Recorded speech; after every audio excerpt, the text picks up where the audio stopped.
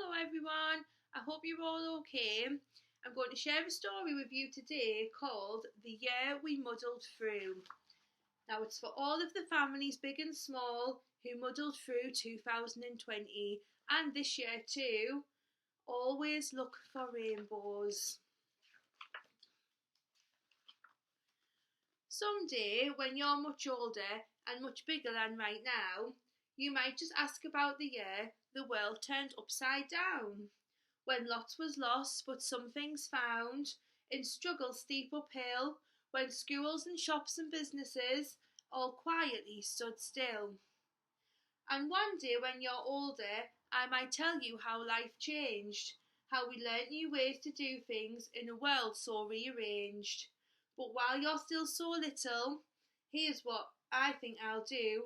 I'll tell you all the good things from the year we muddled through. Our roads became quite empty, free from all the usual traffic. The buses, cars and motorbikes just disappeared like magic. It had never been so quiet. Things had never been so still.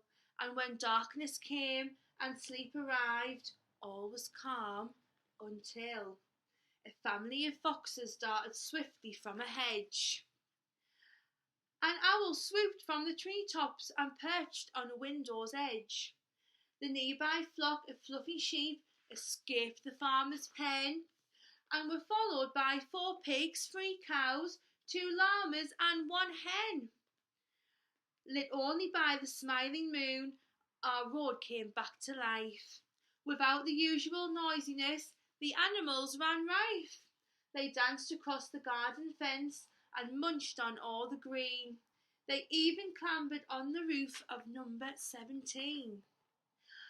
And only on occasion was their night ever disturbed, but no human dared admit that they'd seen something so absurd.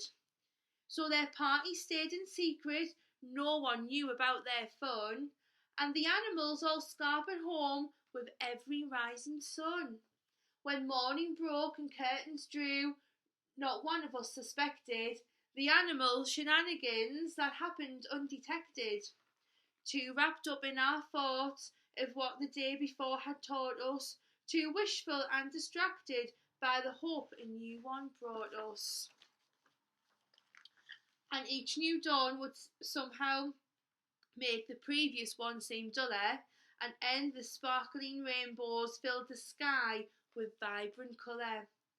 On daily walks we always counted every one we saw, and it took less than 5 minutes to reach 104. Each building and each office block, each home and hotel suite had rainbows bursting from their windows right down to the street. Bright bridges over rooftops formed when rainbows would collide and form every child's bedroom a multicoloured slide. Despite what people told us, we searched but never found a single pot of gold where any rainbow hit the ground. Instead we'd find a different kind of pot containing treasure, the tallest ever sunflowers, too high for us to measure. One grew above the houses, past the rainbows, through the cloud, with giant leafy branches that could shelter any crowd. And people started thinking, should we climb to the top? Should we find a way to slow it down or try to make it stop? But someone else, a man named Jack, recommended an old tale of magic beans and giants and a boy who did prevail. He told us just once before he'd seen a plant so tall, and we would all fare better letting nature make the call. So we sat and watched it, getting bigger and bigger each day, until the yellow petals grew to reach the Milky Way. And without the usual aeroplanes filling the night sky, as well as stars and planets, now a flower caught our eye.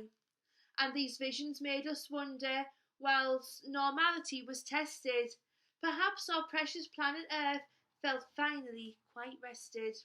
With skies and plants and animals all thriving from the break, we saw firsthand how life could look in 2020's wake. We started seeing everything with new appreciation, so grateful for the things we had. We clapped across the nation. In spite of all the changes, the earth continued turning, and inside our little household, something special was occurring. With every day and every week and every month that passed, someone quite miraculous was growing oh so fast. In a world where we weren't used to, and a time full of fear, whilst everything felt muddled, I'll still look back on that year and remember dancing animals and stars that filled the sky, with rainbows on each corner and sunflowers so high. And one day when you ask about the year we muddled through, I'll remember love and strength and hope and all of it for you. I hope you all enjoyed that story. Now, I know the world feels very strange at the moment, and school's just not the same without you all, but hopefully we'll all get to see each other again soon. Bye!